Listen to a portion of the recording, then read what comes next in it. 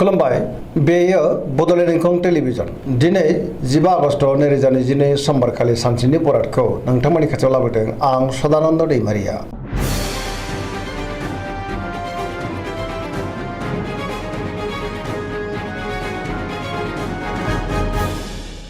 सिगां फरायनो लादों मेष राशि गिबि हांखो अ ल दिनैनि साना जोबोर मोजां बयजोंबो गोरोबनो रोंगोन समाजाव लोगो लेवा बांगोन गोजोन आरो गाहाम थासारि फैगोन मावनो लानाय खामानिखौ थि समावनो आरो गोरलैयैनो मावफुंनोबो हागोन गोसोखौबो दिनै जोबोर गोजोननाय मोनगोन देहाया मोजाङै थागोन अब्लाबो नाथाय जानाय लोंनायाव सांग्रां जानांगोन बहानिफ्रायबा मोजां खौरां फैनोबो हागौ रांखावरियाव दिनै जोबोर मोजां गोबां धोन आरजिनोबो हागोन बेफार फालांगियाव दिनै जोबोर मोजां मुलाम्फा मोनगोन आयाबो बांगोन सोरबा लोगोनि हेफाजाबखौ थोजासे मोनगोन न'खराव बिसि फिसायनि गेजेराव अननानै फैगोन बिदा फंबायजों मोजां सोमोन्दो थागोन बहाबा थांनांगौब्ला दिनै जोबोर मोजां आरो मोजाङैनो हान्थिनोबो हागोन गुबुननि गोसोखौ गोरलैयैनो बोनो हागोन गोसोनि बोलोआ बांगोन समाजाव दिनै गोबां मान मोननो हागोन लाइमोनफ्रा मोजां खौरां मोनगोन पजिटिभ एनार्जिनि गोहोमबो गोग्लैगोन आरो गोसोआबो दिनै जोबोर रमान्टिक जागोन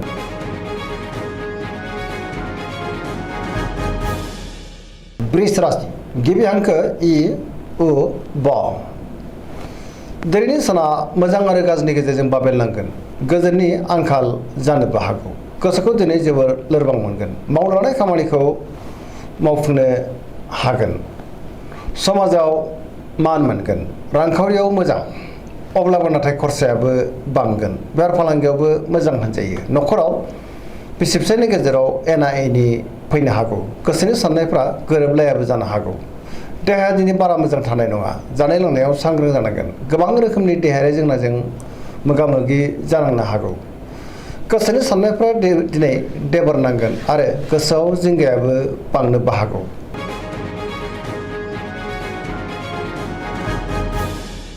मिथुन राशि गिबि हांखो क स दिनैनि साना जोबोर मोजां गोबां बिथिङाव जाफुंसार जानो हागोन गुबुननि अनसायनाय मोनगोन मोनफ्रोमबो बिथिङाव गोसो गुदुं जागोन गोसोआ जोबोर रमान्टिकबो जागोन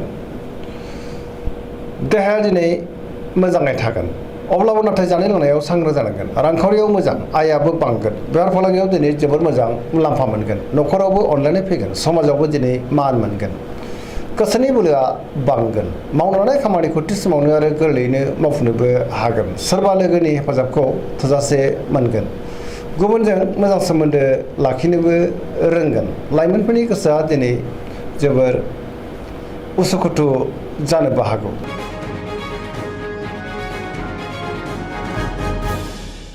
कर्कट राशि गिबि हांखो ड ह दिनैनि साना जोबोर मोजां सोरबा लोगोनि हेफाजाबखौ मोननो हागौ गोसोनि साननायफ्रा मोगथाङाव जाफुंगोन गोसोआव पजिटिभ साननाय फैगोन गोथों आरो गोग्गो साननो रोंगोन गियाननि आंखाल जानाय नङा मावनो लानाय खामानिखौ थि समावनो आरो गोरलैयैनो मावफुंनोबो हागोन रांखावरियाव दिनै जोबोर मोजां मोननो गोनांखौ मोननो हागोन बेफार फालांगियावबो जोबोर मोजां मुलाम्फा मोनगोन आयाबो बांगोन न'खराव बिसि फिसायनि गेजेराव अननानै फैगोन देहायाबो दिनै मोजाङैनो थागोन गोसोखौ जोबोर गोजोननाय मोनगोन गुबुननि हेफाजाब मोनगोन समाजावबो मान मोनगोन फरायसाफ्रा दिनै फरायनायाव गोसो दुंखांगोन आरो मोजां फिथाइ मोननोबो हागोन लाइमोनफोरनि गोसोआ जोबोर रमान्टिक जागोन आरो गावबा गावनि गोसोनि साननायखौ फोरमायलायनो हागोन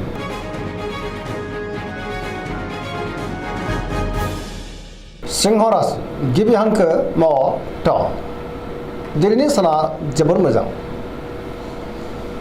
गोजोन आरो गाहाम थासारि फैगोन जेनिबो जिंगा थानाय नङा खुसिनि दैमु बोहैगोन गुबुननि थाखाय दिनै गोबां मोजां खामानि मावनानै होनोबो हागोन गोसोआव पजिटिभ साननाय फैगोन मावनो लानाय खामानिखौ थि समावनो मावफुंनोबो हागोन सोरबा लोगोनिफ्राय थोजासे हेफाजाबबो मोननो हागौ बहाबा थाङोब्ला दिनै जोबोर मोजां आरो मोजाङैनो हान्थिनोबो हागोन रांखावरियाव जोबोर मोजां मोननो गोनांखौ दिनै मोननो हागोन आयाबो बांगोन बेफार फालांगियाव दिनै जोबोर मोजां होनजायो गोसोनि साननायखौ दिनै गुबुननो फोरमायनोबो हागोन न'खरावबो अनलायनाय फैगोन समाजाव गोबां मान मोनगोन गुबुननि गोसोखौ गोरलैयैनो बोनोबो हागोन देहायाबो दिनै मोजाङै थागोन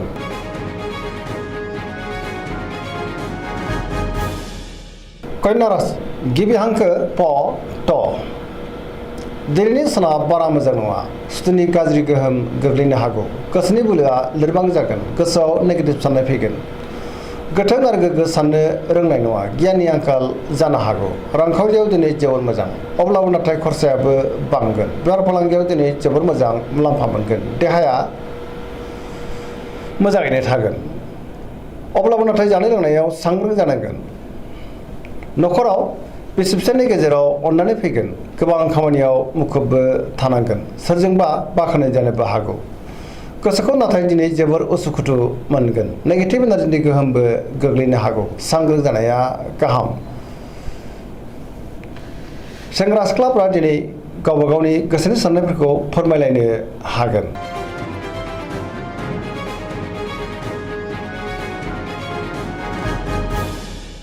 तुला राशि गिबि हांखो र ट। दिनैनि साना मोजां आरो गाज्रिनि गेजेरजों बाबेनलांगोन। गोसोआव गोनो गोथो साननाय फैनो हागौ। गोसोनि साननायफ्रा देबोर नांनो हागौ। अब्लाबो नाथाय मावनो लानाय खामानिखौ थि समावनो मावफुंनो हागोन। गोसोआ जोबोर उसुखुथु जागोन। देहाया बारा मोजां थानाय नङा। जानाय लोंनायाव सांग्रां जानांगोन। रांखावरियाव मोजां, अब्लाबो नाथाय खरसायाबो बांगोन। मोननो गोनांखौबो दिनै मोननो हागोन। न'खराव बिसि फिसायनि गेजेराव एना एनि फैनोबो हागौ। गोसोनि साननायफोरा गोरोबलायाबो जानो हागौ। समाजाव मान मोनगोन। गुबुननि गोसोखौ बोनो गोब्राब जागोन। लोगोफोरनि हेफाजाबखौ मोननो गोब्राब जागोन। गोदान थांखि लानो हानाय नङा। लाइमोनफोरनि गोसोआ दिनै जोबोर आला खालाबो जानो हागौ। नेगेटिभ एनार्जिनि गोहोमबो गोग्लैनो हागौ। सांग्रां जानाया गाहाम।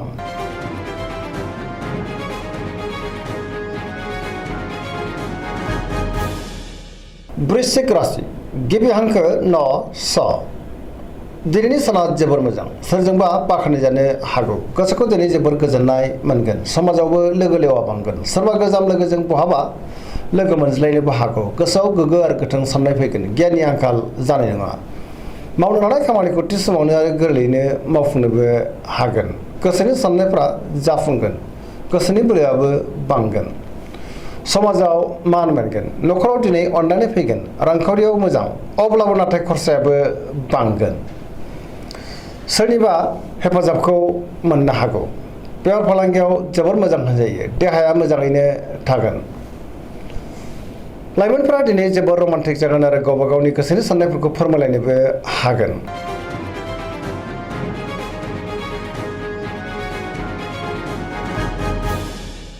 धनु राशि गिबि हांखो ध फ भ।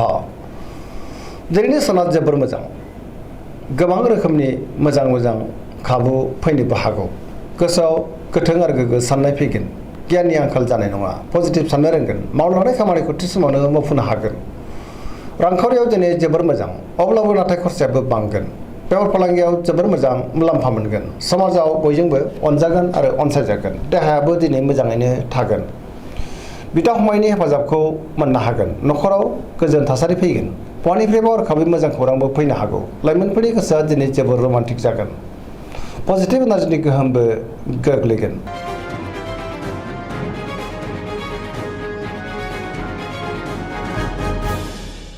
मकर राशि गिबि हांखो ख ज।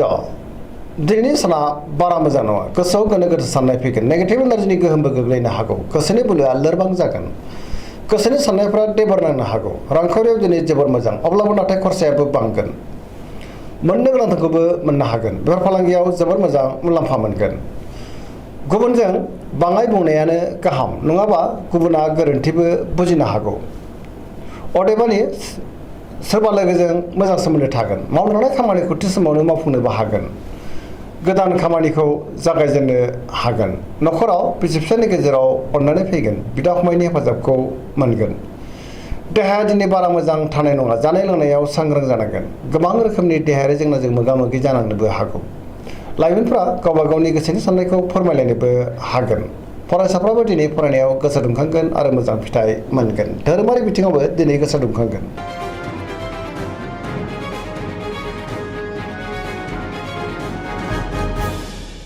कुम्भ राशि गिबि हांखो ग स। दिनैनि साना जोबोर मोजां। गोसोखौ दिनै जोबोर गोजोननाय मोनगोन। गोसोआव गोथों आरो गोग्गो साननाय फैगोन।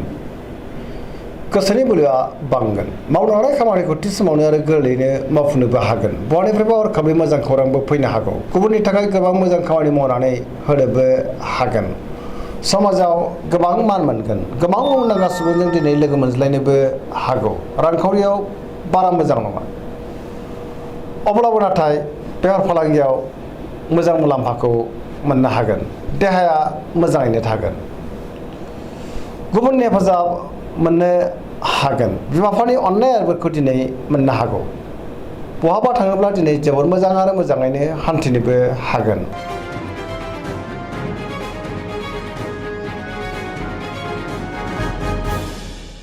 मीन राशि गिबि हांखो ड स। दिनैनि साना जोबोर मोजां। गोबां रोखोमनि मोजां खौरां फैनोबो हागौ। जेरावबो गोथों आरो गोग्गो साननो रोंगोन। गियाननि आंखाल जानाय नङा। गोसोखौ दिनै जोबोर गोजोननाय मोनगोन। गोसोनि बोलोआबो बांगोन। मावनो हानाय खामानिखौ मावफुंनोबो हागोन। गोदान खामानियाव दिनै आखाइ होजेननोबो हागोन। गोसोआव पजिटिभ साननाय फैगोन। गोथों आरो गोग्गो साननो रोंगोन। गावनि गोसोनि साननायखौ दिनै गुबुननो फोरमायनोबो हागोन। देहाया मोजाङै थागोन। लाइमोनफ्रा जोबोर रमान्टिक जागोन आरो गावबा गावनि गोसोनि साननायखौ फोरमायलायनोबो हागोन। देहाया मोजाङै थागोन। अब्लाबो नाथाय जानाय लोंनायाव सांग्रां जानांगोन। न'खराव अननानै फैगोन। सोरजोंबा बाख्नाय जानोबो हागौ। दिनैनि राशि फरायनाया एसेनोसै। जोबनायाव बेखौनो खावलायो जाहाथे नोंथांमोना सानफ्रोमबो जोंनि बे बड'लेण्ड इंखं टेलिभिजनखौ नायबाय थायो आरो साबस्क्राइब खालामो, लोगोसे लाइक खालामो आरो शेयार खालामो। एसेनोसै, गोजोन्थों।